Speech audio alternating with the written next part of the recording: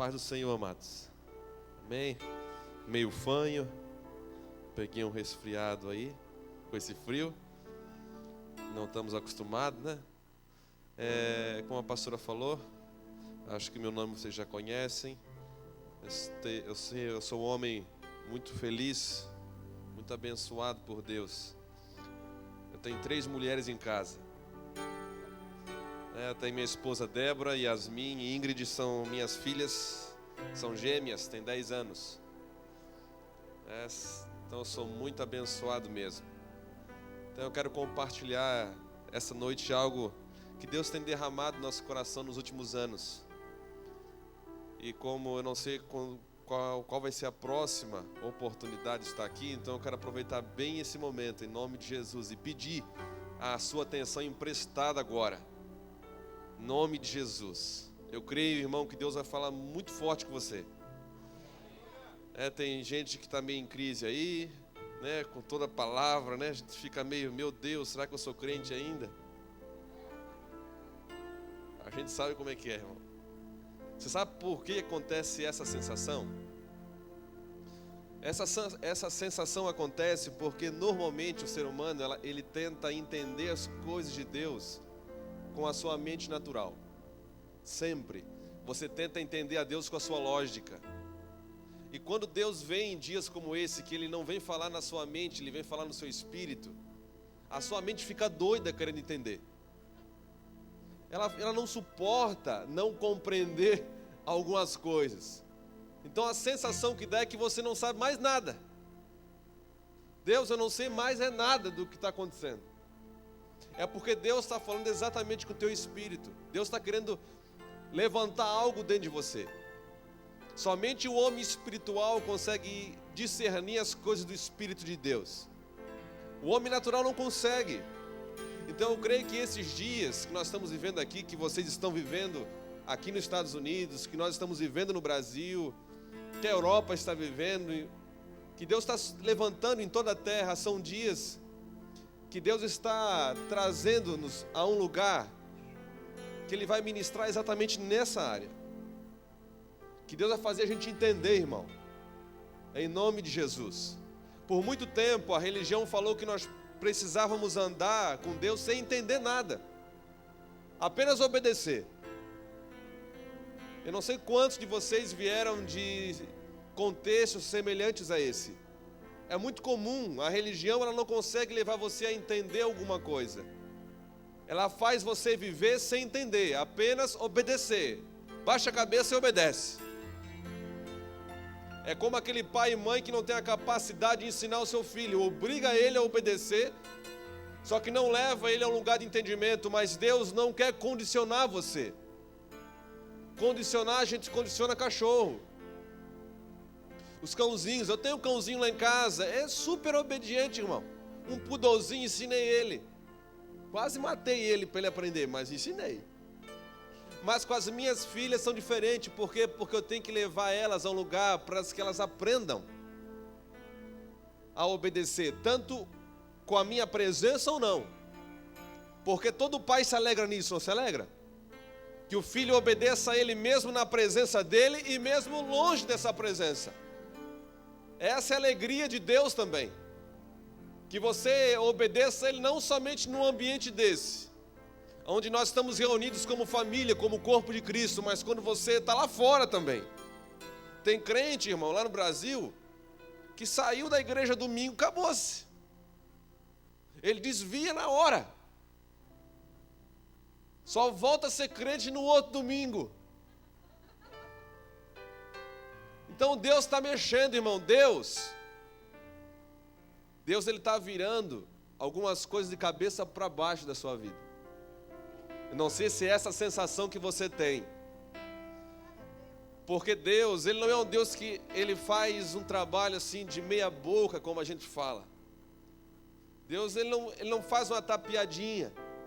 Deus, quando Ele vai fazer faxina na sua casa, na sua vida, Ele não faz como aquela pessoa, como aquela mulher dona de casa que vai e ela limpa só a parte de cima, não levanta o tapete que está cheio de sujeira embaixo, não puxa O sofá que tem, irmão, tem colônia de aranha lá atrás.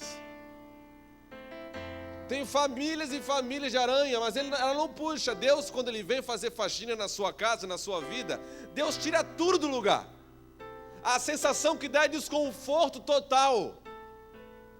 A sensação é de agonia, angústia da alma, porque você perde o controle.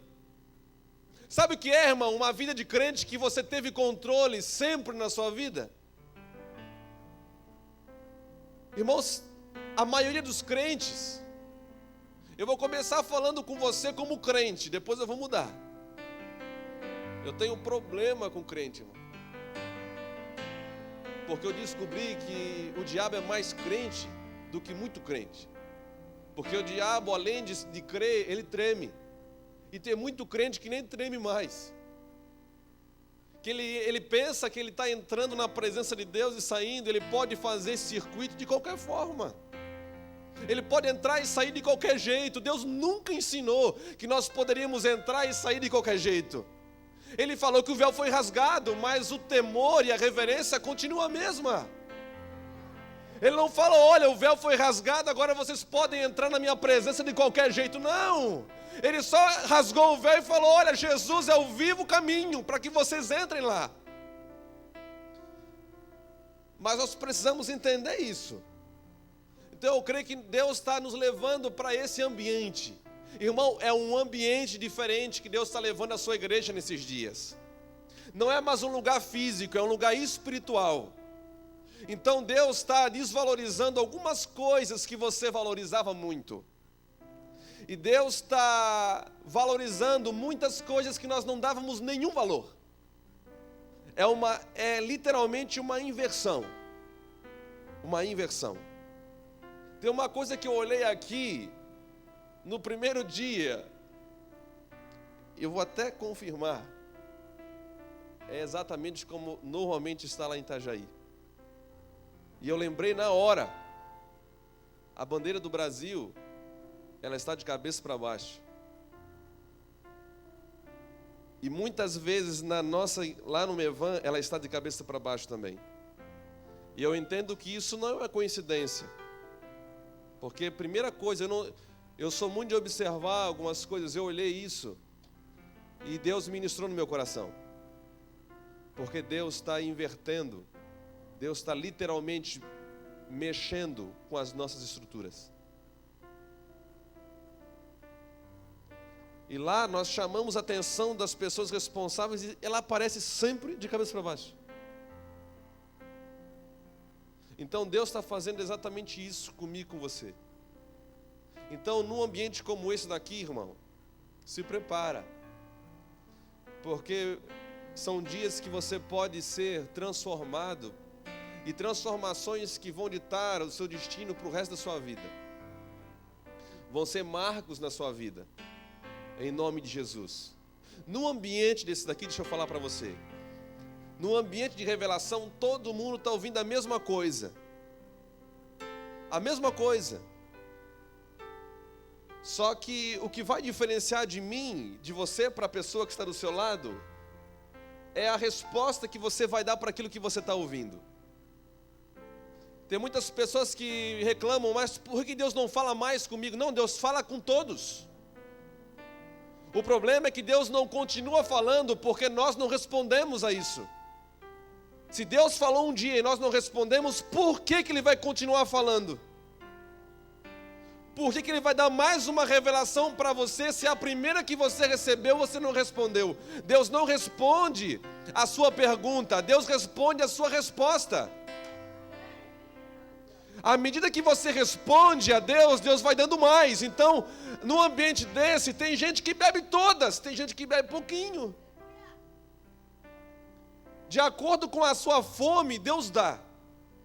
Irmão, há um banquete essa noite para mim e para você. O que vai fazer você se levantar essa noite e comer à vontade é o tamanho, a dimensão da sua fome. Então que Deus desperte a sua fome para que você possa comer muito, em nome de Jesus. Em nome de Jesus. O pior sentimento que a igreja do Senhor Jesus podia ter nesses dias é de conformismo. O conformismo é semelhante a uma criança, um bebê que nasce, e quando ela para de crescer, é sintoma de que tem alguma doença instalada no corpo. Quando a igreja do Senhor Jesus para de crescer, quando ela se acomoda no lugar dela, então é sinal de que ela está morrendo.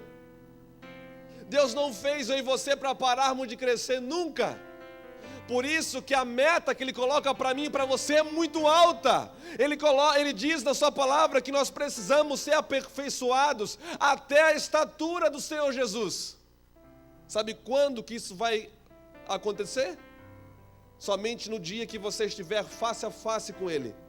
1 João capítulo 3, versículo 1, nós não somos ainda o que nós havemos de ser, mas no dia que nós estivermos face a face com Ele, então nós o conheceremos como também somos conhecidos dEle. Nós só seremos aquilo que nós somos na origem, quando nós voltarmos para o ambiente que nós perdemos.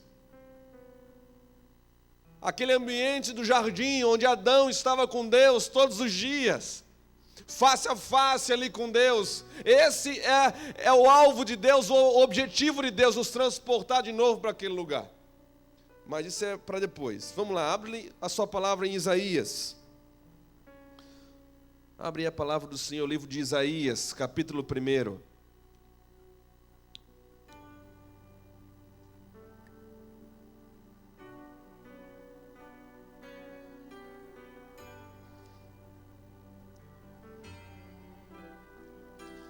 Irmão, a palavra do Senhor, eu amo a palavra. Eu tenho experimentado nesses últimos anos que Deus tem feito ela ficar mais gostosa a cada dia. E esse é o sentimento que nós precisamos ter, de querer aprender mais de Deus e desfrutar disso. Um dia Jesus estava pregando e ninguém estava entendendo nada. E os seus discípulos chegaram para ele e falaram assim: mestre, por que tu fala por parábolas? E Jesus respondeu para eles: eu falo por parábolas para que ninguém entenda. Você já pensou, irmão, um pregador que sai de casa, que tem uma oportunidade, ele prepara o seu sermão para que ninguém entenda? Pois esse é Jesus. Jesus saiu de casa e foi pregar para uma multidão, e ele começou a pregar por parábolas e ninguém entendia. E os discípulos chegaram a ele e perguntaram: mestre, por que tu falas assim? Eu falo para que ninguém entenda mesmo. Mas a vocês é dado conhecer os mistérios do reino, a eles não. Eles têm ouvidos, mas não podem ouvir. Não desce ao coração deles. Por quê? Porque eles não dão uma resposta para isso. Deus sabe quando Ele olha para mim e para você na hora, de que se você vai dar uma resposta para a revelação que Ele está dando ou não. Jesus sabia quem eram as pessoas que iriam dar uma resposta para a sua mensagem. Os discípulos já tinham largado tudo. Não havia mais nada entre eles e Deus. Eles estavam chegando à condição original de que nada era mais importante do que Deus. Eu não estou falando para você se desfazer de tudo que você tem. Eu estou falando para você que a condição original do homem é que não pode haver nada mais importante do que Deus. Enquanto houver coisas mais importantes do que Deus na nossa vida, que te chama mais atenção, que te prende, que rouba a sua atenção, que te deixa ansioso, você vai ser limitado, você não vai desfrutar daquilo que Deus tem para você. É isso que Jesus está falando para nós. Pastor, mas eu sou crente. Aí é que nós vamos ver agora, irmão. Até onde que nós somos crentes? Em nome de Jesus. Isaías capítulo 1, versículo 2 diz assim: ouvi, ó céus, e presta ouvidos tu, ó terra, porque fala o Senhor, criei filhos e exalcei-os, mas eles prevaricaram contra mim. O boi conhece o seu possuidor, e o jumento a manjedoura do seu dono, mas Israel não tem conhecimento, o meu povo não entende. Agora você vai um pouquinho para frente. No capítulo 5, versículo 13 de Isaías. Diz assim: portanto, o meu povo será levado cativo por falta do quê? De entendimento. Irmão, nós estamos vivendo em dias em que nunca teve tanta informação para nós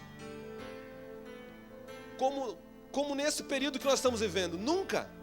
Os nossos dias, você pode abrir no Google e digitar qualquer tema, e você vai ter, tem pastor que nem ora mais para pregar, ele só digita no Google, pronto, vem o sermão, ele prega. Não precisa mais de Deus, irmãos. Tem informação para tudo quanto é gosto. Só que você pode saber muito, nós podemos saber de muita coisa, mas isso não significa que nós entendemos algo. Informação não tem nada a ver com entendimento. A informação você guarda na mente, o entendimento é no seu espírito. Então é esse lugar aqui que Deus está querendo levar você. Aí você descobre por que Paulo teve a experiência. Paulo era o homem mais letrado da sua época. Um homem que foi feito aos pés de Gamaliel. Estudou nas melhores universidades de Roma.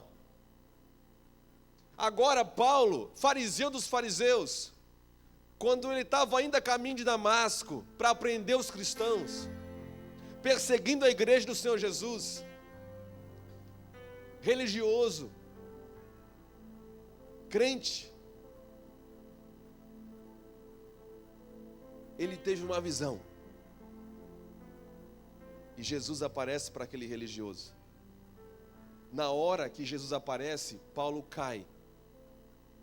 A primeira coisa que acontece na vida de Paulo, ele pega tudo que ele tinha aprendido, e ele diz que ele reputou como esterco para ganhar a Cristo. Eu estou falando para você que muitas coisas que eu e você aprendemos, que foi colocada na nossa mente através da nossa cultura, através de informações de mídia, através da própria religião, à medida que você vai tendo revelações de Jesus, para ganhar isso, para entrar nesse lugar, você vai ter que reputar muitas coisas, ter coragem de reputar muitas coisas como perda. Eu já tive homens que escutaram palavras como essa e saíram quase como rasgando as vestes, porque são homens letrados e não têm coragem de fazer isso. Sabe por que não tem coragem? Porque ainda não viram Jesus. Porque aquele que vê o Senhor Jesus, nada é mais importante do que a visão que ele está tendo. Paulo ficou cego de tamanha glória. Ele viu que tudo que ele tinha não passava de cegueira. Tudo que ele tinha recebido não passava de cegueira. Quando Isaías foi levantado para profetizar, no capítulo 1, eu imagino a dor de Deus, se é que nós podemos falar assim, mas a dor em relação a um depoimento de um pai falando dos seus filhos. Porque Deus compara os seus filhos com o boi e um jumento. O boi, ele conhece o seu dono, e o jumento, a manjedoura do seu dono. Eu fiz do meu povo meus filhos e coloquei eles num alto lugar, mas eles não me conhecem, eles não entendem. Irmão, para você andar no lugar que Deus quer que você ande, você não é necessário ser apenas crente, você tem que entender a vontade de Deus, entender o propósito de Deus para a sua vida. Hoje a maioria dos crentes que estão dentro dos templos, os templos evangélicos estão cheios, mas cheios de pessoas em crises, pessoas que não sabem quem são. Sabe por que não sabem quem são? Porque é fácil ver isso. Elas não sabem de onde vieram, para onde estão indo e o que devem fazer aqui nesse lugar. Hebreus fala que se nós lembrássemos de onde nós tínhamos saído, teríamos a oportunidade de voltar para lá. Pedro fala que nós somos peregrinos na terra. E hoje a gente vê uma igreja que deixou de ser peregrina para se tornar andarilha, porque a andarilha não sabe para onde está indo. É uma igreja que vive mendigando.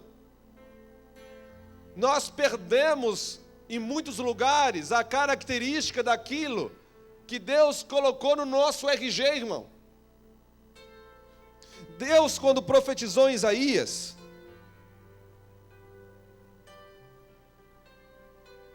Ele profetizou num período em que o culto, escute isso, o culto funcionava. O culto funcionava. Deus não tinha problema com sacrifício. Os sacrifícios continuaram. Os animais continuaram sendo sacrificados. Só que Deus enjoou. Sabe o que é Deus enjoar do culto? Deus chega ao ponto de falar que, olha, vocês pensaram que estavam sacrificando a mim? Vocês estavam sacrificando a Moloque e a outros deuses. Vinham no meu altar, pensavam que estavam sacrificando a mim, estavam sacrificando a outros deuses. Pensou Deus falar isso? Então o culto era normal, os sacerdotes tinham roupa, as vestes sacerdotais estavam perfeitas, o culto funcionava como funciona hoje em muitos lugares. Nós temos a roupinha de domingo, roupa de ver Deus, aquela roupinha que você só usa para ir para o culto. Aquela roupinha especial você põe, meu Deus, é a melhor que tenho para Deus, como se Deus tivesse preocupado com a sua roupa. Deus está preocupado com o seu interior. Tem gente que por fora está bonito, mas por dentro, irmão, é como aquele ditado: por fora bela viola, por dentro pão bolorento. Então Deus, Ele não está a princípio olhando o seu lado de fora. Nós temos o ritual, nós somos bom de ritual. O crente hoje, ele é bom de ritual, ele é bom de culto. Tem lugar, irmão, que nós nos tornamos tão bons, que se Deus não vir, nós damos jeito. Nós conseguimos interter. Tem pastores bons de stand-up hoje. Não tem problema, nós somos bons de emoção. Então Deus fala num período em que não faltou culto. Estava tudo ok, só que Ele falou: vocês não entendem. E interessante que o que fez o povo se perder e ser levado cativo não foi falta de bênção, não foi falta de riqueza, foi falta de entendimento. A falta de entendimento é que fez o homem ser levado cativo. Foi isso que fez. Isso me assusta, sabe por quê? Porque eu olho 1 Coríntios capítulo 10, Paulo falando: olha, eu não quero que vocês ignorem o fato de que todos os seus pais morreram no deserto. Todos eles foram batizados no mesmo mar, estiveram debaixo da mesma nuvem, eram guiados pela coluna de fogo, todos eles beberam da mesma rocha que era Cristo no deserto. Cristo já estava lá. Todos eles comeram do maná. Quando quiseram carne, Deus deu. As roupas não envelheciam, diz Coríntios. Em Coríntios diz que as sandálias se renovavam, as vestes se renovavam. Imagina, irmão, se a Havaiana descobre isso, sandálias que crescem com o pé. Extremamente abençoados. Nunca teve um povo que viu tanto milagre como aquele. Só que Deus fala assim: eu não me agradei deles. Eles viram tudo, tiveram de tudo, mas não fizeram aquilo que eles deveriam fazer, gerar prazer no coração de Deus. Porque eles não entenderam. Morreram todos no deserto, crentes. E Paulo fala: não quero que vocês ignorem, porque esse é um risco para nós. Você pode viver anos da sua vida, pensou, irmão, viver anos, e você não entrar no lugar que Deus quer que você entre. De você saber que tem muitas coisas para você desfrutar em Deus e você não desfruta. E hoje, muitos lugares, muitos crentes preocupados com tantas coisas pequenas, enquanto que Deus fala que os caminhos dele são muito mais altos do que o nosso, que os pensamentos dele são muito mais altos do que o nosso, que aquilo que ele tem preparado para mim e para você não subiu à sua mente, o seu coração não passou pelo seu coração ainda.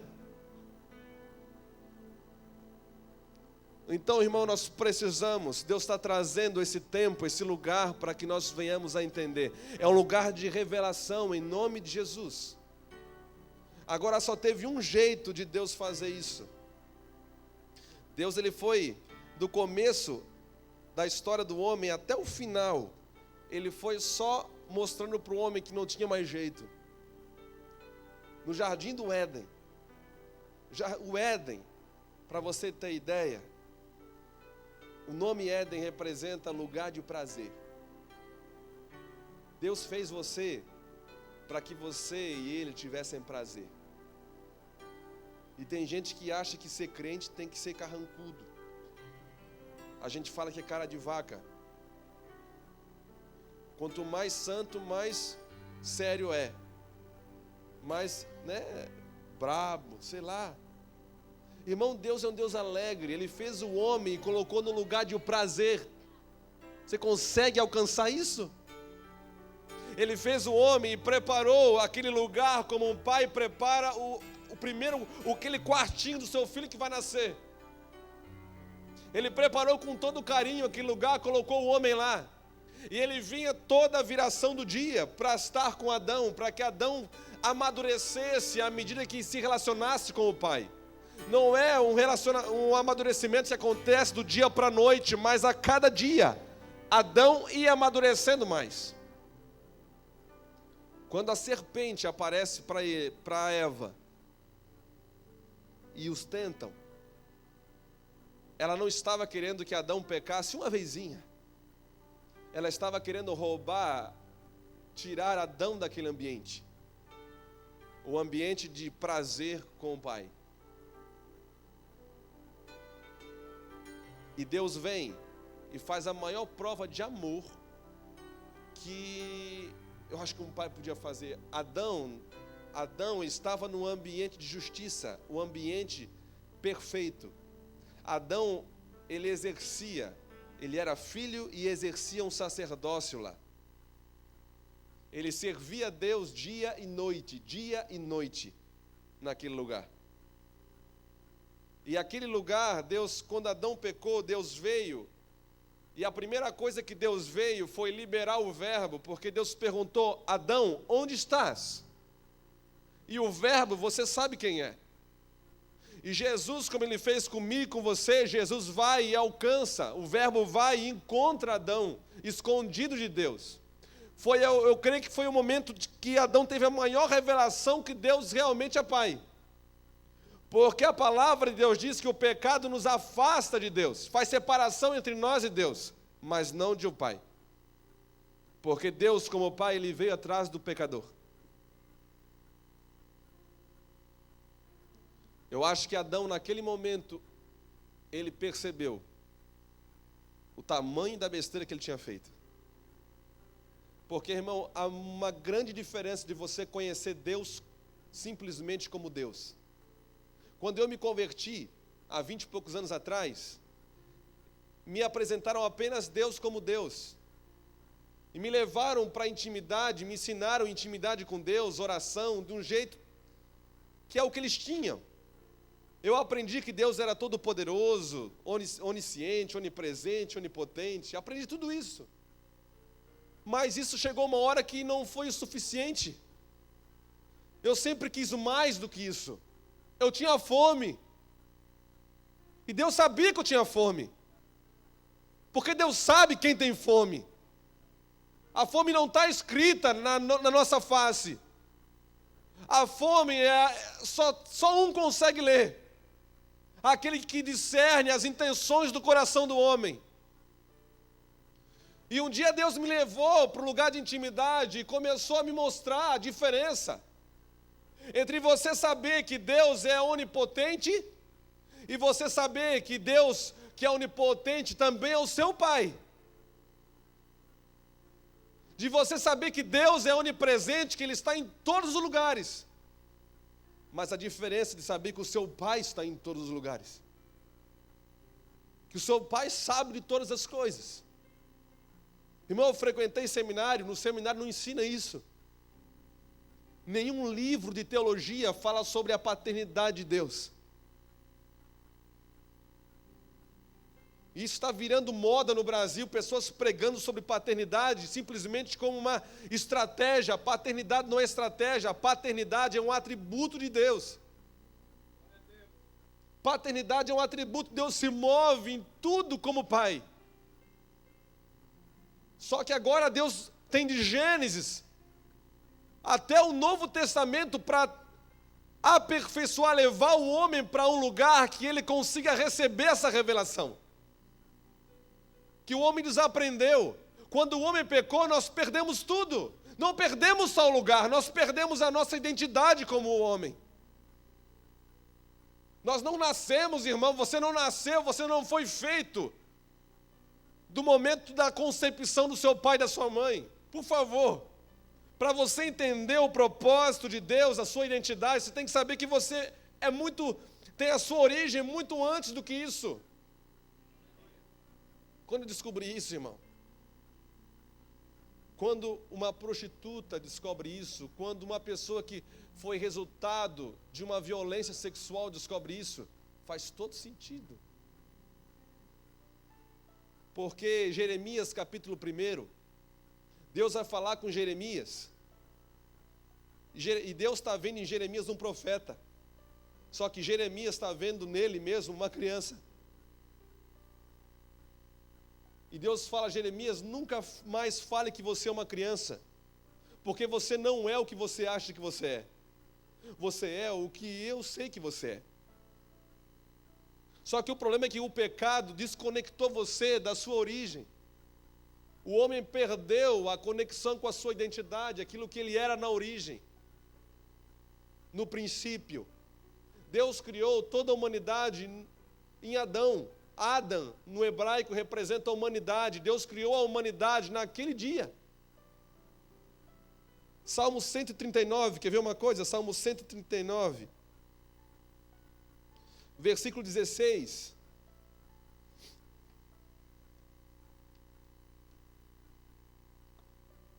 Diz assim: os teus olhos viram o meu corpo, ainda informe, e no teu livro todas as coisas foram escritas, as quais iam sendo dia a dia formadas, quando nem ainda uma delas havia. Irmão, Deus escreveu sobre você quando você não tinha nem forma ainda. Sabe o que é isso? Você é muito antes de estar na barriga da sua mãe. O problema é que o homem, humanamente falando, ele consegue voltar até o ventre. Há uma barreira que o pecado colocou entre nós e Deus, que nós não conseguimos ultrapassar o ventre da nossa mãe. Por isso que Nicodemos, em João capítulo 3, quando vai ter com Jesus, ele choca um religioso, um sábio da época. E ele fala: Nicodemos, sem nascer de novo, você não vai conseguir, Nicodemos. E Nicodemos tenta entender com a mente natural. Mestre, mas como que eu, velho, vou entrar no ventre da minha mãe novamente? Jesus está falando: não, cara, não entra no ventre da sua mãe, você não entendeu. É você ir até a origem novamente, você passar muito além daquilo ali. A sua viagem não é até a sua mãe, a sua viagem é até Gênesis. Você tem que voltar ao princípio. O que Jesus estava falando para ele é que se o homem voltar até o princípio, a sensação que dá, sabe qual é? Pelo tamanho da sua descoberta, é como se você nascesse de novo. Porque tudo que você pensava que você era, agora você descobre que muitas coisas estão erradas. Porque você descobre qual é a sua identidade em Deus. Quando você descobre Deus, você descobre quem você é. Você não tem como saber quem você é se você não conhecer a Deus. Não tem. Por isso a maioria das pessoas hoje em crises, pessoas que servem a Deus anos, 20, 30 anos, 40 anos, mas estão vivendo num nível tão raso, tão superficial. Por quê? Porque não estão tendo um ambiente, alguns não têm nem culpa, porque não foi permitido a ele chegar. Deus fala que alguns mestres da lei estão trancando a chave, a porta do reino, ficam do lado de fora, não entram e não deixam ninguém entrar. Tem pessoas que não estão chegando nesse lugar porque tem falsos líderes se colocando na porta, não deixando, barrando as pessoas de entrar nesse lugar. Eu quero falar para você que a religião, a religiosidade, melhor dizendo, ela não tem interesse nenhum de você fazer esse tipo de descoberta, porque isso te liberta, isso te leva a um outro lugar em Deus, a uma outra dimensão com Deus. Então Deus mostrou, não tinha como que eu vou fazer o homem chegar nesse lugar? Irmão, a história da igreja é como Lucas 15, a história do filho pródigo. Ali a história da igreja, estampada para nós entendermos. 2 filhos, 2 pródigos. Os 2 não querendo ficar em casa. Os 2 com a mentalidade de servo. Gálatas 4:1. Um envolvido com trabalho, a linguagem dele era só trabalho, mas não queria entrar em casa depois que viu seu filho mais novo ser achado pelo seu pai. Ele falou, eu não vou entrar em casa agora. E o filho mais novo, que pegou a parte dos seus bens e foi gastar, e um dia se deu conta de que a casa do seu pai era o lugar para ele ficar, e ele se arrependeu e voltou.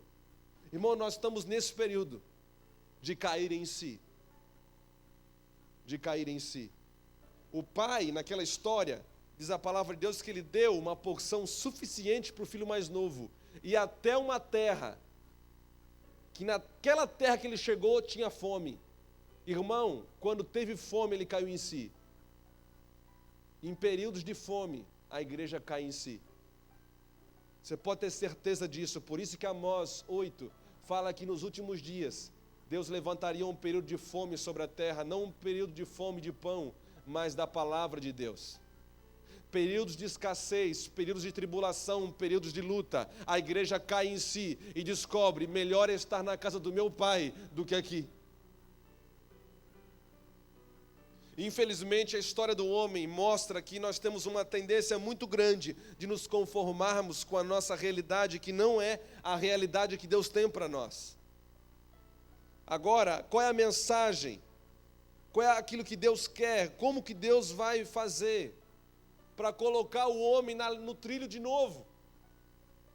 Deus dá a resposta, irmão. Jeremias, abra lá em Jeremias. Isaías, Jeremias, no comecinho de Jeremias, capítulo 3.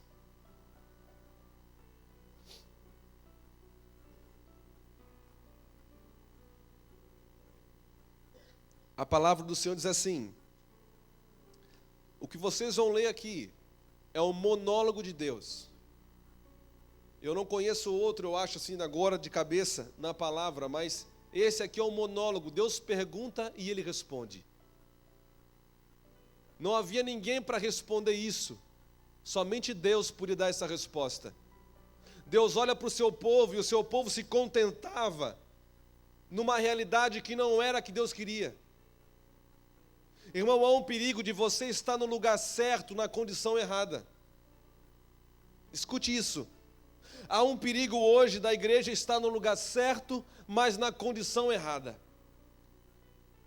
Irmão, quando Deus tirou o povo do Egito, que era uma situação para que nós entendêssemos o que Deus está fazendo no espiritual, Deus saca o povo do Egito, transporta ele para o deserto, para colocar na terra de Canaã, numa nova condição. Mas quando tira o povo do Egito, eles se contentam em ser apenas ex-escravos.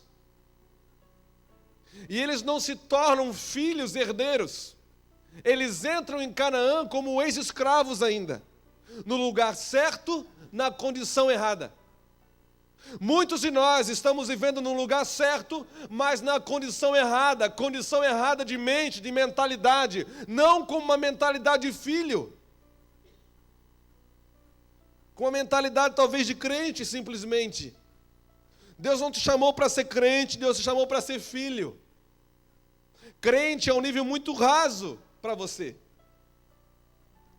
Deus tem águas profundas demais para nós. Os tesouros de Deus estão nas profundezas. É do caráter de Deus esconder as coisas preciosas. As coisas mais preciosas que Ele deixou para mim e para você, Ele escondeu no lugar que o diabo não tem acesso. Dentro de você. Aquilo que pode dar razão de tudo, está aí dentro. Está aí dentro. Mateus 13 diz que o reino de Deus é semelhante a um tesouro que um homem descobre. E quando ele descobre esse tesouro, ele fala, uau! E ele fica tão feliz, que ele volta para sua casa, vende tudo que tem e volta para comprar aquele tesouro. Falta essa satisfação para a igreja hoje.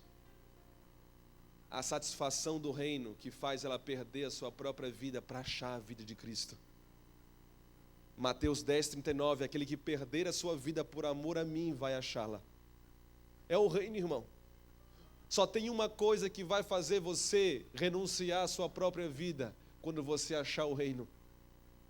É esse tesouro que Deus escondeu e Ele plantou isso dentro de você. O reino não vem com a aparência humana, diz a palavra, mas o reino de Deus está em vós, diz o Senhor Jesus. Ele já colocou o reino em vós, dentro de cada um de nós. Então o que você precisa achar está aí dentro. Só que o problema é que isso só é encontrado num ambiente de revelação. Não é em qualquer lugar que você encontra, não é de qualquer forma. Agora vamos lá para Jeremias. Vamos ver o que Deus falou. Versículo 19, Jeremias 3. Mas eu dizia, diz o Senhor, como te porei entre os filhos, e te darei a terra desejável, a excelente herança dos exércitos das nações. E eu disse, Pai me chamarás, e de mim não te desviarás mais. Você percebeu a profundeza desse negócio, irmão? Como é profundo esse negócio que nós lemos? Deus falou que só tem um jeito de você não se desviar mais dele. Mas não só de não se desviar, só tem um jeito de você ser colocado na herança que Deus tem para você como herdeiro, na condição de herdeiro. Porque você pode ser herdeiro, mas ser menino, imaturo, com a mente de escravo. Você tem que estar no lugar certo e na condição certa. Qual é a condição de você chamá-lo de pai? O problema, irmão, é que não é chamá-lo de pai de boca para fora. É você viver e se relacionar com ele como pai. Quando eu me converti, me ensinaram que eu tinha que ficar de joelhinho dentro do meu quarto, 5 minutos. E pedindo para Deus que Deus ia dar. Essa era a intimidade. Me ensinaram errado, ainda falavam da Bíblia ainda, buscar, bater, abrir-se-vos-á. Se não entenderam o contexto fala do reino, não fala de concupiscência, cobiça. Fala de alguém que está interessado, desejando o reino. Pede que eu vou dar. Deus fala dos seus bens. Quando Ele fala dos seus bens, Ele está falando de herança, de reino. O problema é que nós reduzimos tudo de Deus para as condições materiais que nós damos valor. São os valores que o ser humano conhece. Então Deus fala, pede direto, que eu vou dar para vocês. Mateus capítulo 11 diz que o reino de Deus, depois de João Batista, ele é conquistado por força e por violência. Então Deus falou, e me ensinaram então, e depois de 5 minutos falaram, olha, aumenta para 10 agora. E vai aumentando para 15. Quando eu cheguei em 15, irmão, eu estava repetindo o pedido já. Porque eu não entendia intimidade com Deus. Deus era só Deus para mim. Mas Deus sabia que eu tinha fome. E um dia, eu cansei disso. Como Jacó um dia cansou também em Peniel. Depois de se dar bem, durante muitos anos, Jacó pega no anjo e fala, Senhor, hoje eu não te largo mais. Eu quero a ti, a tua bênção. A tua presença. E eu descobri que intimidade não era aquilo. Mas o que é intimidade com Deus? Intimidade com Deus é intimidade. É como um casal.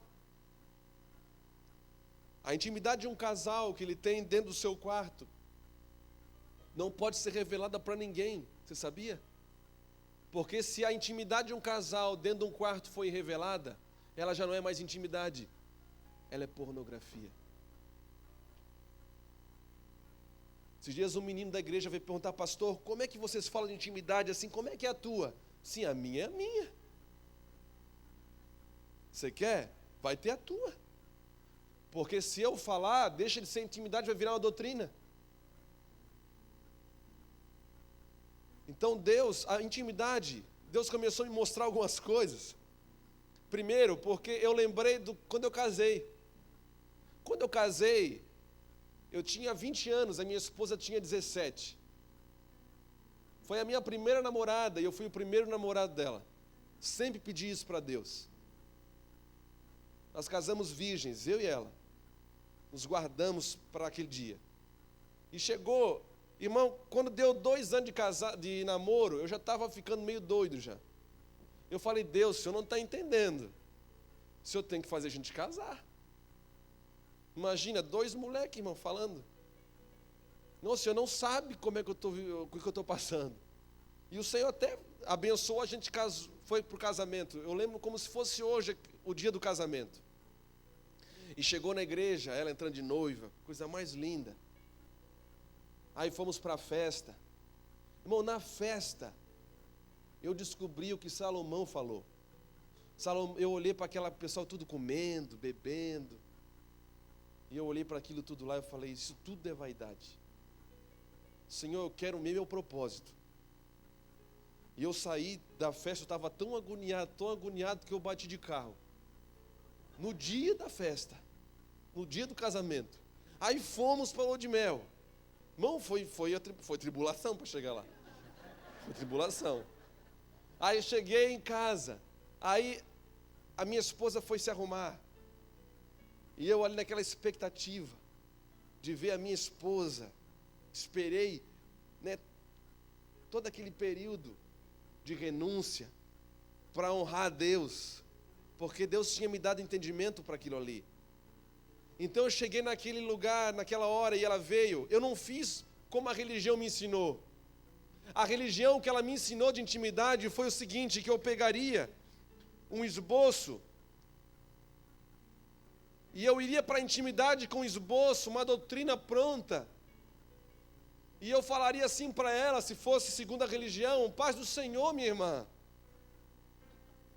Hoje à noite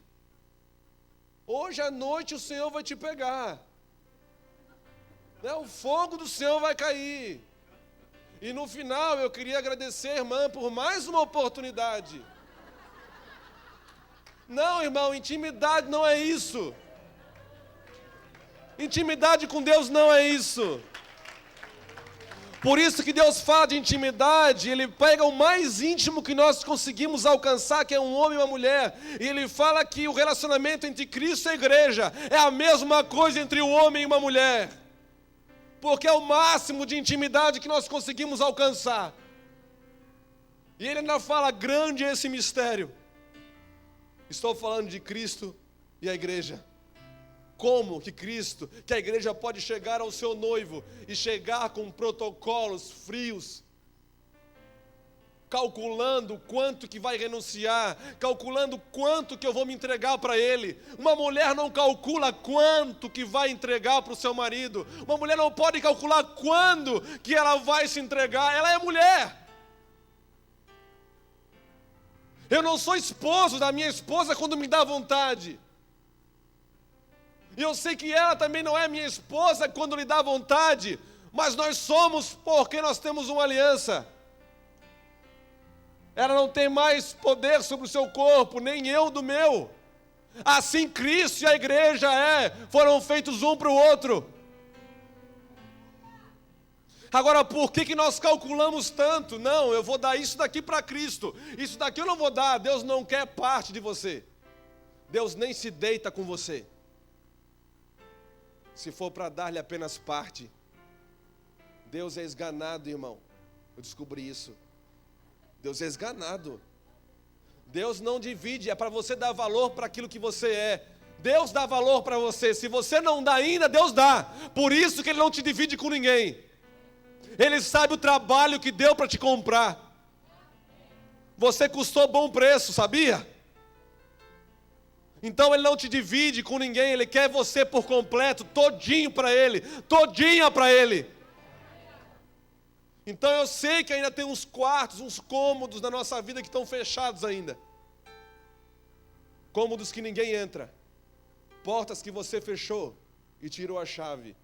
E até hoje Deus está querendo entrar naquele quarto empoeirado, escuro, para fazer uma faxina. Quartos que escondem traumas, quartos que escondem frustrações, quartos que escondem violências que você sofreu. E Deus só vai ter você por completo quando você tiver coragem de abrir tudo isso para Ele. Em nome de Jesus. Quando que os meus filhos vão ser colocados na herança? Quando eles me chamarem de pai. Só quando eles me chamarem de pai. Irmão, Adão, ele estava num ambiente perfeito, num ambiente de justiça, mas não teve essa revelação. Adão não chegou a chamar Deus de pai, ter a revelação que Deus era seu pai, senão ele nunca tinha cometido aquele erro. É Bíblia. Jeremias 3 fala isso, e Deus falou: se o homem me chamar de pai, não peca, não se desvia de mim. Agora, como que Deus vai fazer-nos entrar nesse lugar? Mateus capítulo 3. Deus mandou uma mensagem para nós.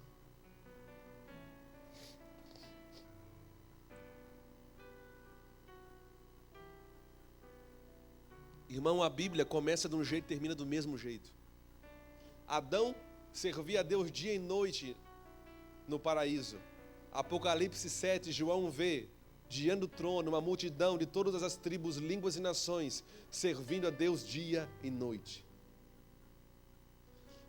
A Bíblia é uma carta de um pai de restauração da nossa condição original. Deus está querendo que você lembre apenas isso. Você precisa lembrar de quem você é nele.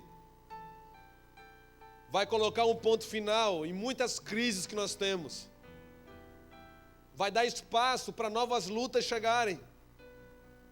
Porque hoje tem crente pedindo para Deus tirar a luta. Não, irmão. Você tem que vencer essas para vir as outras. Paulo dá glória a Deus pelas tribulações. Porque a tribulação produz perseverança, a perseverança experiência, e a experiência esperança. E a igreja quer parar de sofrer. Mateus 3 diz, quando todo mundo estava perdido, João Batista, ele veio pregando as boas novas. Está aqui a forma de vocês entrarem agora, nesse lugar que Deus tem de revelação. E naqueles dias, apareceu João Batista pregando no deserto da Judeia, e dizendo, arrependei-vos, porque é chegado o reino dos céus, porque este é o anunciado pelo profeta Isaías, que disse, voz do que clama no deserto, preparai o caminho do Senhor, endireitai as suas veredas. Irmãos, João, o Batista, no original, o imersor. Ele vem tirar a igreja, a religião da superficialidade e levar ela para águas profundas. É literalmente isso que o nome dele significa, o imersor.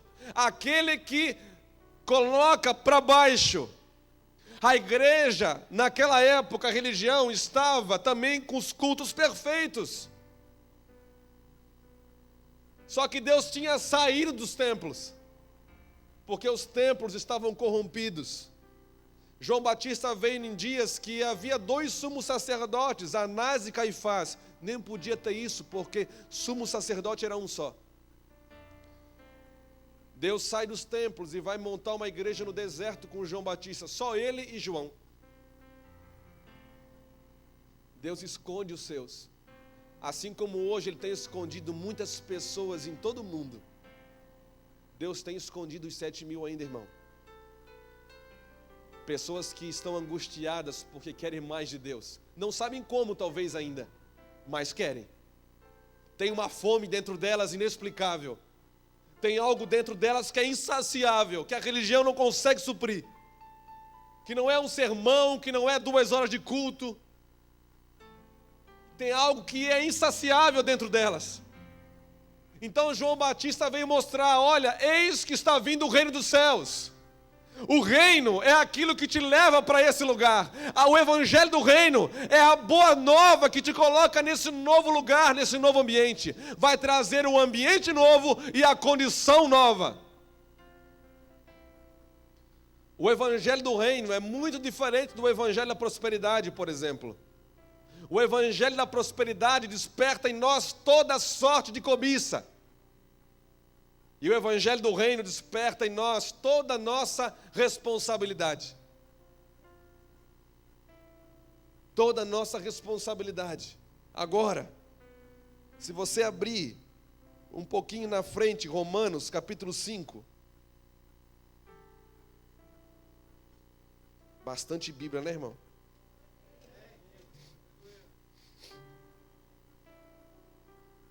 Capítulo 5, versículo 17 de Romanos.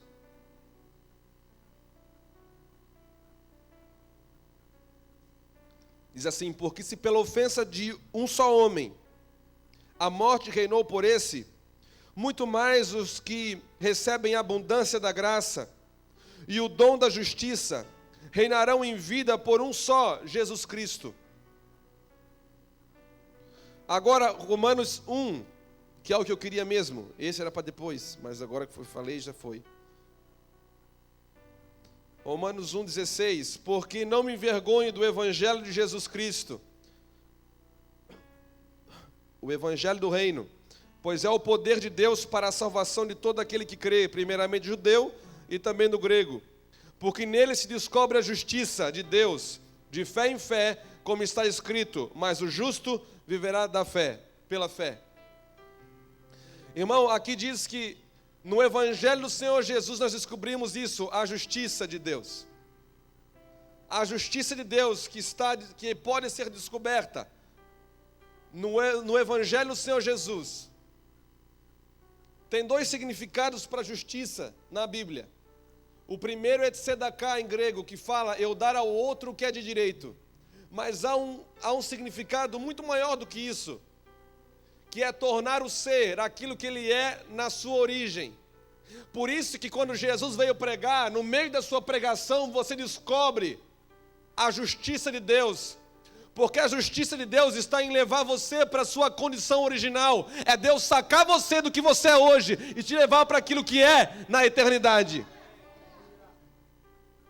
Essa é a justiça de Deus, que Deus veio fazer comigo e com você. Em 2 Coríntios, quer ver uma coisa? 2 Coríntios 3, versículo 9, diz assim: porque se o ministério da condenação foi glorioso, muito mais excederá em glória o ministério da justiça. E o 18, mas todos nós com a cara descoberta, refletindo como um espelho a glória do Senhor, somos transformados de glória em glória, na mesma imagem, como pelo Espírito do Senhor. Esse ambiente de justiça faz com que você seja transformado de glória em glória, à imagem do Senhor Jesus. a imagem que nós perdemos com o pecado. Deus está fazendo isso. Deus não quer que você seja crente. Deus quer que você seja a imagem dele. A imagem dele. Por isso que paternidade, se nós entendermos o que significa paternidade, nós vamos entender o que a Bíblia está dizendo, o que Deus está falando em Jeremias. Por isso que Malaquias fala que nos últimos dias Deus enviaria a unção de Elias, que converteria o coração dos pais aos filhos e dos filhos aos pais. Vai ser o último grande avivamento. Pais se retratando como uma geração de filhos machucados e feridos. Pais que entenderam, não somente biológicos, mas espirituais também. Porque a paternidade não tem nada a ver em eu ter para mim. A paternidade está em você pegar os filhos e encaminhá-los, entregá-los para Deus. Um pai e um líder que entende a paternidade de Deus, ele nunca vai ser dono, ele vai ser mordomo. Às vezes tem pais que chegam para mim na igreja e pedem: pastor, ora pelo meu filho, caiu nas drogas, eu quero entregar ele para o Senhor. E eu falo assim: agora? Agora você quer entregar? Por que você não entregou quando você gerou ele? O diabo só pode roubar aquilo que nós retemos. O diabo não pode tocar naquilo que é de Deus. Mas nós retemos aquilo que é de Deus. Então Deus, Ele está trazendo a paternidade dEle, para quê? Para que nós possamos refletir a sua glória. E quando uma geração de pais entenderem isso, sabe o que vai acontecer? Os pais vão se arrepender e vão se retratar com a geração de filhos. Vão pedir perdão, literalmente. Pedir perdão, pai. Irmão, quantas vezes eu peço perdão para as minhas filhas? Um monte. E não é por isso que eu deixo de ser pai. Elas sabem que eu sou falho e eu peço perdão mesmo. Peço perdão para Ingrid, para Yasmin várias vezes. Porque eu não sou ainda o que eu hei de ser. Porque eu só vou ser quando eu estiver diante dele, face a face. E eu o conhecer como eu também sou conhecido dele. Deus está restaurando esse ambiente na igreja. Deus está levando a igreja para esse ambiente. Em nome de Jesus. Eu tive uma experiência com as minhas filhas. Quando elas nasceram, deixa eu contar isso para você. Quando as minhas filhas nasceram, elas nasceram prematuras. Tinham quase 8 meses. E eu lembro como se fosse hoje, eu estava na maternidade, dentro do quarto da maternidade, esperando elas vindo do berçário. E veio a médica, e quando a médica entrou no quarto, naquele quarto, parece que a atmosfera mudou, e nem era crente, irmão. É para mostrar que Deus, Ele não age segundo aquilo que nós queremos bitolar Ele. Deus não fala só através de evangélico. Porque Deus não é evangélico. Deus é santo. Deus não está preso a uma denominação. Deus não está nem preso àquilo que nós achamos que Ele deve fazer ou não. Deus, Ele pode te surpreender. E aquele dia Ele me surpreendeu, porque a médica entrou no quarto com as minhas 2 filhas. E ela, na hora que entrou, ela assim, ó, tira a sua camiseta, pai. E eu tirei a minha camiseta, que eu estava, e ela tirou a roupa das minhas filhas, ficou as 2 peladinhas. E ela botou elas no meu peito. E ela falou assim, ó, pai, agora eu quero te ensinar uma coisa. E ela começou a falar: você não conversou com as suas filhas durante toda a gestação? Eu falei: conversei bastante. Pois é, só que elas ouviram só a tua voz. E agora elas vão codificar a sua voz com o seu coração. De hoje em diante elas podem estar no colo de qualquer homem, mas eles não vão nem precisar falar para elas saberem que não é você. Só pelo seu coração elas vão identificar quem é o pai. Isso é intimidade. E ela falou: e tem mais. Irmão, a médica começou a pregar para mim. E tem mais. Você está com medo que elas estejam passando frio? A sua temperatura está aquecendo o corpo delas. E eu vou te falar mais uma coisa, pai. Que o seu coração está ditando o ritmo do coraçãozinho delas. Os corações vão começar a bater igual agora, nesse momento. Aí você entende por que João ele se autodenominou o apóstolo do amor. Porque foi o único que teve coragem de reclinar a cabeça no peito do Senhor Jesus. Que qual é o filho amado? É o filho que tem coragem de fazer isso. O problema nosso, irmão, é porque teve uma religião que colocou tanta coisa em cima de nós, que hoje está difícil de você tirar sua roupa para entrar em intimidade com o Senhor novamente. Porque tem que ter coragem de tirar as vestes, porque às vezes as vestes são títulos, são cargos, são imagens que você carrega, reputação que você carrega, que você pensa que é alguma coisa e você não é. Tem muita gente que está sofrendo, pastores que estão sofrendo hoje, porque são pastores que têm título, e tem que manter a aparência de pastor, mas eles não são pastores. Houve alguém que colocou a mão na cabeça deles e falou: tu és pastor, mas eles não são pastor. Ele pode ter um outro ofício no corpo, mas falaram para ele que ele é um pastor e colocaram esse peso sobre a vida dele. E ele hoje não tem mais coragem de rasgar suas vestes.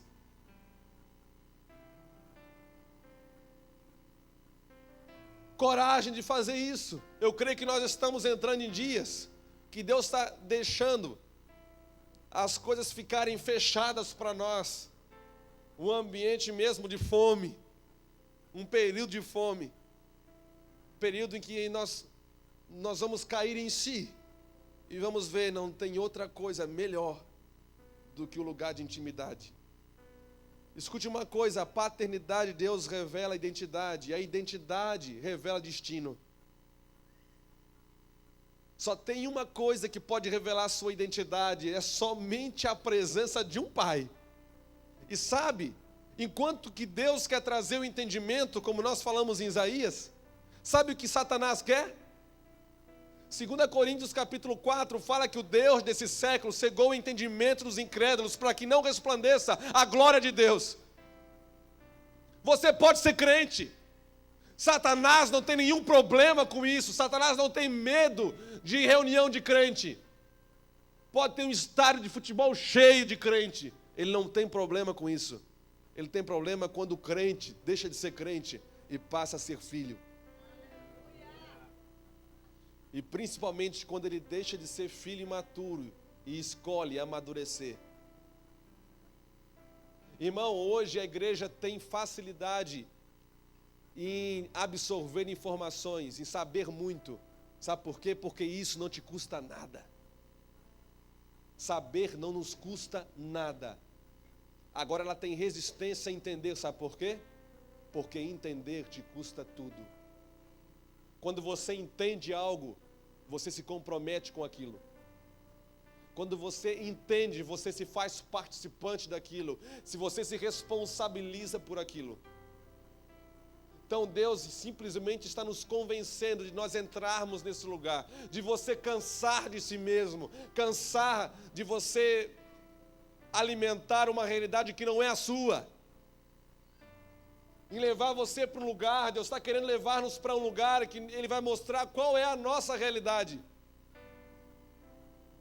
Nós vimos isso no Salmo 139, que Ele escreveu num livro, tudo sobre você. Tem muita gente carregando o RG errado, irmão. Tem muita gente que está com o RG errado. E sofrendo por isso. Só que eu creio que Deus, Ele está nos levando para um lugar de intimidade. Um lugar de intimidade onde os filhos vão descobrir isso. Agora, a paternidade de Deus é tão forte e tão poderosa, que durante toda a história, e nunca como nos nossos dias, o diabo tem afastado tudo que tem a aparência de paternidade para você. O diabo tem roubado de nós e principalmente dos nossos filhos. No Brasil hoje, 50% das crianças nos colégios, eles vivem não numa família convencional mais. Eles não têm mais a presença do pai. Sabe o que isso significa? Porque para uma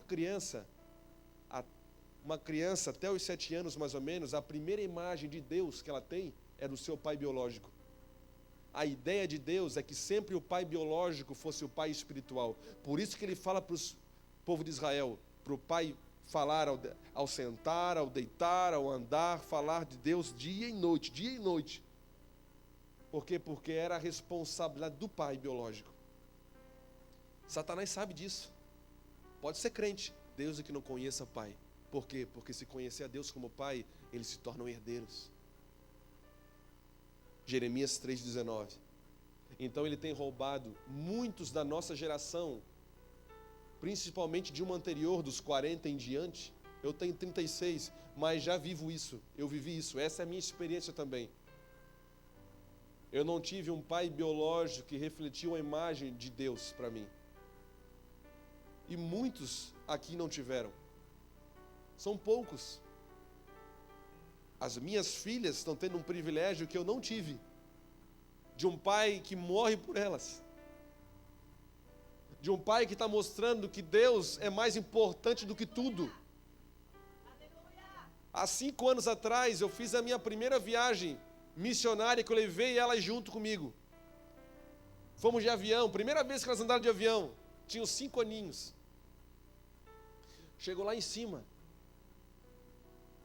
uma delas olhou para mim: pai, se o avião cair agora, pai, o que vai acontecer? Aí eu pensei assim na hora, aqueles pensamentos relâmpagos, que daí eu tenho 2 coisas, ou eu enrolo ela ou eu falo a verdade. A verdade liberta, pode ser dura, mas liberta. E eu falei para ela assim: filha, levanta aí e olha aqui, ó, quanta gente. Ela olhou: pai, tá cheio o avião. Pois é, filha, se o avião cair, todo mundo vai morrer. Aí eu pensei: pronto, nunca mais vai querer viajar de avião. É a primeira e última vez. Aí eu falei, olhei para ela assim, bem nos olhos dela, falei: filha, pisca. Ela piscou. Eu falei: filha, num piscar de olhos, eu, você, a mana e a mamãe, nós vamos estar diante do Papai do céu. Nós vamos estar com Ele. Vai ser rápido demais, filha. Eu tenho ensinado isso para minhas filhas todos os dias que eu estou com elas, que aqui é só uma passagem. Nós estamos peregrinando nesse lugar, que não há nada mais importante do que Deus. Eu falo para as filhas: o pai é o número 2, e um dia eu sei que eu vou ser o número 3. Eu sei que eu vou ser o número 3, porque Deus é o número 1. Eu fico feliz porque um dia elas estavam brincando na sala assim, e elas olharam para mim: pai, eu estava vendo futebol, e elas assim: pai, vem brincar com nós. Eu assim: filha, estou vendo o jogo aqui. Aí Deus me pegou na hora, né? Não precisa nem falar. Aí assim: pai, mas calma aí, pai, se o pai vir, o pai vai ser o número 1. Aí na hora assim eu parei assim: poxa, número 1.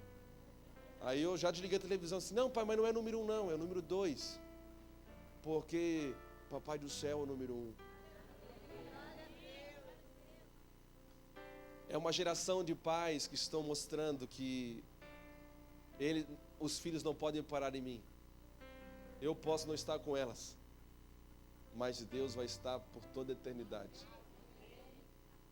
Deus sempre está. É esse lugar. E será que nós temos coragem de fazer aquilo que a médica ensinou? De pegar tudo que foi colocado sobre nós. Paulo fez isso quando viu a Jesus. Eu reputei tudo como perda para ganhar a Ele. Você tem que ter coragem de fazer isso, irmão. Ah, mas eu sou crente há 30 anos. Mas e daí? 30 anos. Eu fiquei anos sem ter intimidade com Deus.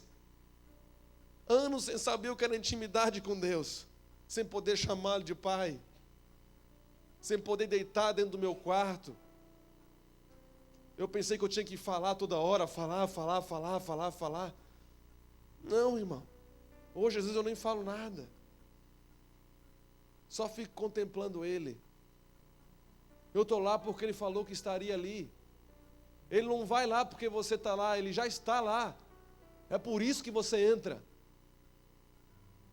Ele sempre está te esperando. Sempre.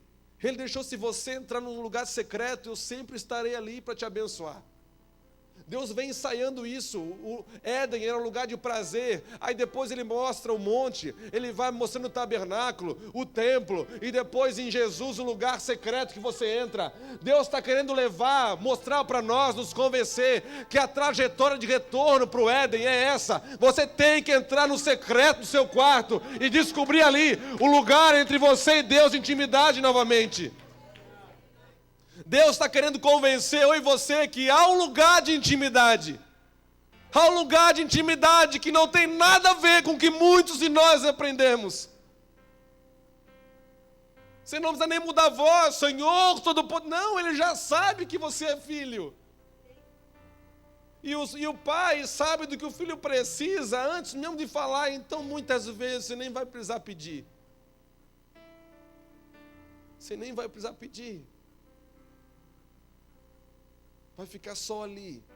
Imagina, mulher, você que não teve um pai para pegar você no colo, e agora Deus pode fazer isso, e a religião nunca falou isso para você? Nunca. Um menino que nunca teve a oportunidade de brincar com seu pai, e agora Deus pode restaurar esse dia? Eu estou falando de um Deus que faz isso. Deus quer curar você. Deus quer restaurar você. Deus é esse Pai. Por isso que Ele veio manifestar-se como Pai. Porque quando Ele se manifestou somente como Deus no Velho Testamento todinho, o homem não conseguiu entrar nesse lugar. Quando chegou em Cristo, Cristo veio manifestar uma coisa: quem vê a mim, vê também o Pai. Vocês só precisam me conhecer. Vocês me conhecendo vão conhecer a Ele. E vocês conhecendo a Ele, vocês nunca mais vão deixar dEle. Nunca mais. Em nome de Jesus.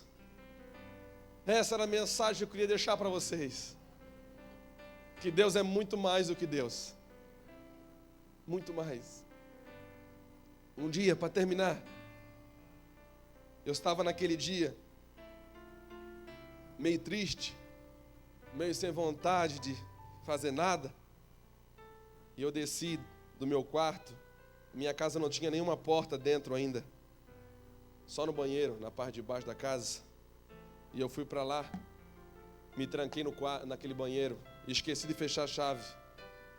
E as minhas filhas tinham 4 aninhos de idade. Mais ou menos, 4, 5 anos. E a mesma filha daquela do avião. Ela entrou no banheiro, sorrindo. E eu estava chorando, soluçando de chorar no banheiro. Não sabia por quê, irmão. Só estava angustiado, triste. A minha alma estava triste aquele dia. E ela entrou, e ela ficou, na hora que ela entrou tão sorrindo assim, ela ficou na minha frente, e ela começou a chorar também. Aquele sorriso dela, a alegria, acabou na hora. Ela começou a chorar. E eu falei: filha, papai tá triste. Aí ela perguntou: papai, mas por que você está triste? Se o papai não sabe, papai está triste. E ela assim: papai, eu posso te pedir uma coisa? Aí o lugar mudou, irmão, na hora que ela falou isso. Aí assim: pede, filha. E ela olhou nos meus olhos e ela falou o seguinte: Deus falou comigo, né? Ela falou: papai, se o papai me der um sorriso, eu vou sorrir também. E na hora Deus falou comigo: filho, assim somos eu e você. Se você fazer eu sorrir, você vai sorrir também. O problema é que a igreja está querendo sorrir sem fazer Deus sorrir. A alegria do Senhor é a nossa força. O nosso papel como filho é gerar prazer no coração de Deus que é Pai. Quando eu estou ministrando, eu tenho a sensação clara de que Deus é como se Deus estivesse sentado no sofá,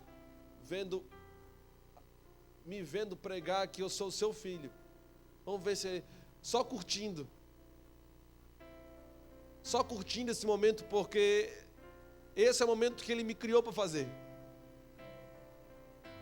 Quando você está no lugar certo, na condição certa. E Ele está alinhando. Quando nós falamos de alinhamento, é exatamente isso. Ele está trazendo você para o lugar certo e para a condição certa, da maneira certa, em nome de Jesus. Não você ser apenas crente, mas filho maduro de Deus, em nome de Jesus. Eu quero orar com você. Queria chamar os irmãos do louvor aqui.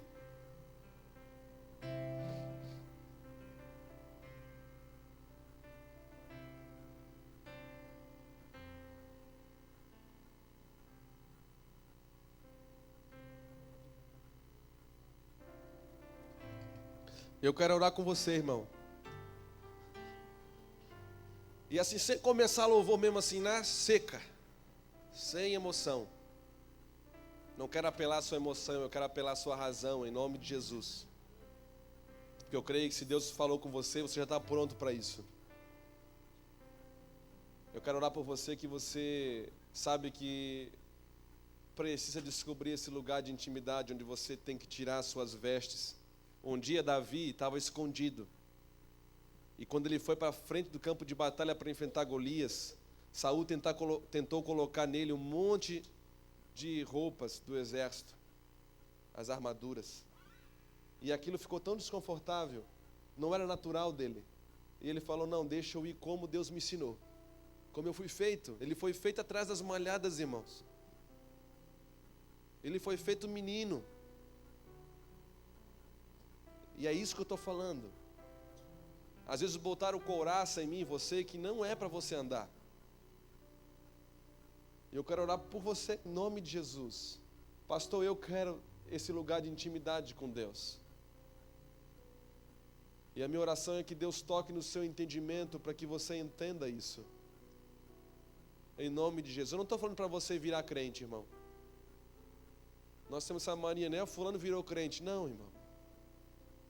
Eu sei que nós temos que crescer nesse lugar de intimidade cada vez mais. Romanos 5 que nós lemos fala que nós podemos descobrir duas coisas: abundância, graça e o dom da justiça. Tem duas coisas a respeito de justiça que você pode conhecer: o ato de justiça, que é Cristo morrer na cruz por você. Isso não te aperfeiçoa, apenas te coloca numa nova condição, num novo lugar, melhor dizendo. Agora, o dom da justiça, o carisma da justiça, a habilidade da justiça te transforma. É semelhante à graça. Você pode conhecer a graça, mas a abundante graça não são todos que estão dispostos a conhecer. Assim como não são todos que estão dispostos a conhecer, deixar de conhecer apenas o ato de justiça para conhecer o dom da justiça. É um processo, são níveis que você pode andar com Deus. Tem gente, irmão, com Deus, ele só está molhando o pezinho. É como aquela piscina maravilhosa que você tem para mergulhar. Linda. Você olha assim, dá vontade de mergulhar. Você fica olhando as pessoas mergulhando. Você fica, meu Deus, como eu queria estar lá. Mas você chega na água, fica botando o pé, está gelada, você não quer entrar. E você fica só namorando, mas não entra. Assim é com Deus, irmão. Tem gente que fica olhando, meu Deus, coisa linda, como eu queria viver aquilo lá. Irmão, se você não mergulha, que um anjo te empurre hoje, em nome de Jesus.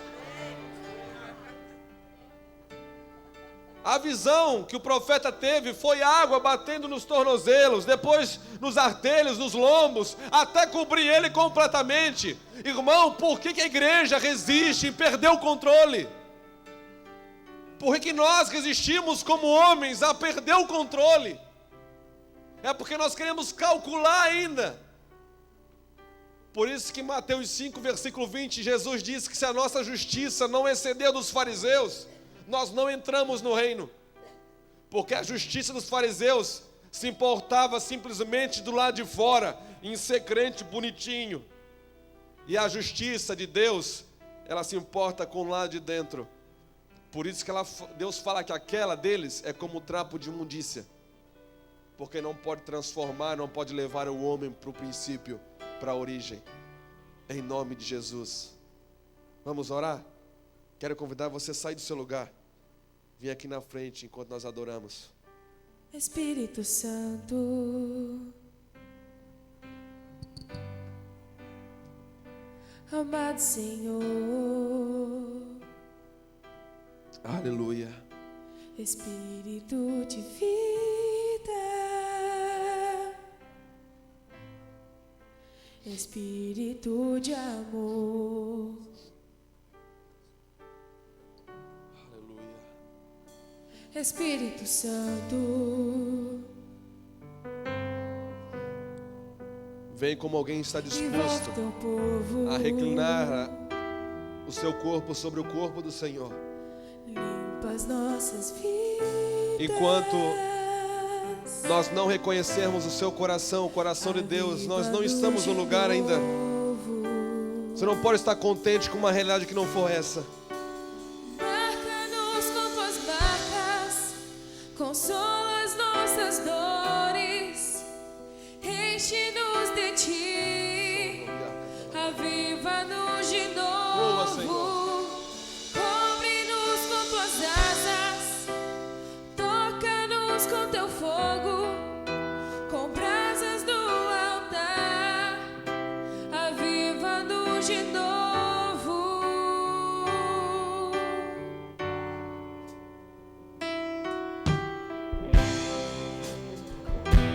Flua, Senhor. Toca, Senhor, nos teus filhos. Em nome de Jesus. Em nome de Jesus, flua, Espírito Santo. Toma esse auditório. Satura com a tua glória. Espírito Santo,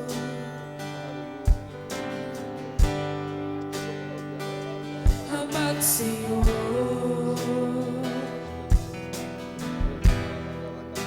Espírito de vida, Espírito de amor,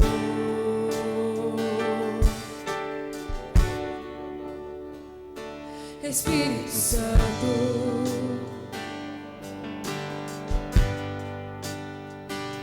envolve teu povo, limpa as nossas vidas, aviva-nos de novo,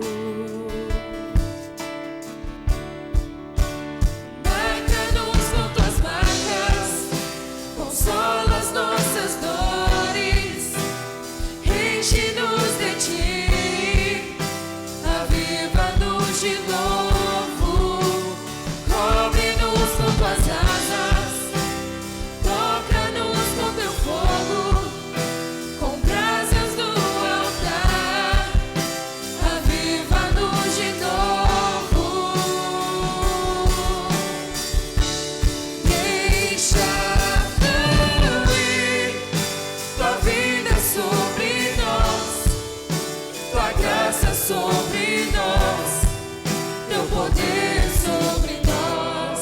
Deixa fluir tua vida sobre nós, tua graça sobre nós, teu poder sobre nós. Aleluia. Irmãos, quando Deus chamou Abraão, em Gênesis capítulo 17, Deus falou para Abraão: Abraão, só tem um jeito de você conseguir cumprir o seu propósito, é andar na minha presença e ser perfeito. Sabe o que significa ser perfeito? No original significa ser totalmente semelhante à verdade. Sabe quem é a verdade? O Filho perfeito, que disse: eu sou o caminho, a verdade e a vida. Deus fez você para ser semelhante com Cristo, totalmente semelhante com Ele. Só que só tem um jeito de você ser semelhante com Cristo: você habitando na presença de Deus. Por isso que Satanás quis roubar o lugar de intimidade de Adão. Por isso que Satanás tenta roubar a intimidade. Você até pode ser crente, mas desde que não tem intimidade com Deus, sem intimidade, sem semelhança, é na intimidade que nós nos tornamos semelhantes a cada dia, somos aperfeiçoados. Sabe o que vai acontecer? Se a paternidade de Deus ser revelada cada vez mais para mim e para você, Deus vai se tornar tão grande na sua vida, tão grande, que os maiores traumas, as maiores ofensas que você teve, não vão ser nada comparado com as revelações que você vai ter de Deus. Hoje eu posso olhar para o meu pai, e eu amo meu pai, mas independente do que ele é, eu amo porque por causa daquilo que Deus fez em mim, porque eu descobri quem Deus é. E hoje eu beijo meu pai, abraço meu pai. Deus está nos curando em nome de Jesus. Deus quer tudo de você. Por isso que Ele tem que curar você, porque só uma pessoa curada entrega tudo para Deus. Só uma pessoa que descobre quem é em Deus que tem coragem de entregar tudo. Somente uma pessoa curada nesse nível tem coragem de ir até a última com Cristo. É em nome de Jesus. Que Deus toque em você em nome de Jesus essa noite e te leve para esse lugar. E que você cresça nesse lugar, que você habite nesse lugar, em nome de Jesus, em nome de Jesus. Aleluia, glória a Deus. Te adoramos, Aleluia. Cordeiro de Deus. Tu és digno, Aleluia. Cordeiro de Deus. Tu és digno, Senhor. Tu és digno, Tu és digno, Senhor. Cordeiro de Tu és digno, Senhor. Deus. Te adoramos, Aleluia. Cordeiro de Deus. Te adoramos, Cordeiro de Deus. Tu és digno, Cordeiro de Deus. Tu és digno, Cordeiro de Deus. Deixa fluir tua vida sobre nós, Aleluia. tua graça sobre nós, teu poder sobre nós.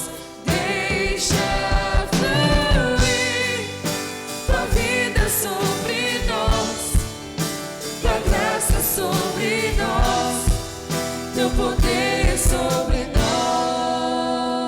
Aleluia. Você pode aplaudir o Senhor? Aleluia. Deixa eu falar algo antes de passar para a pastora.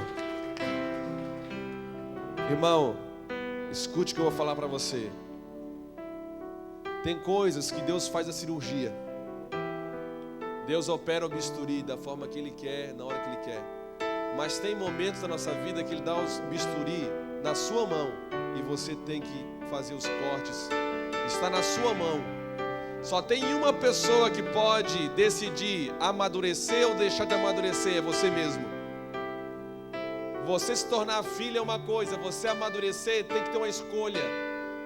Uma coisa é um filho imaturo, a outra coisa é o nível de responsabilidade que você vai migrar para a maturidade. Você tem que escolher ir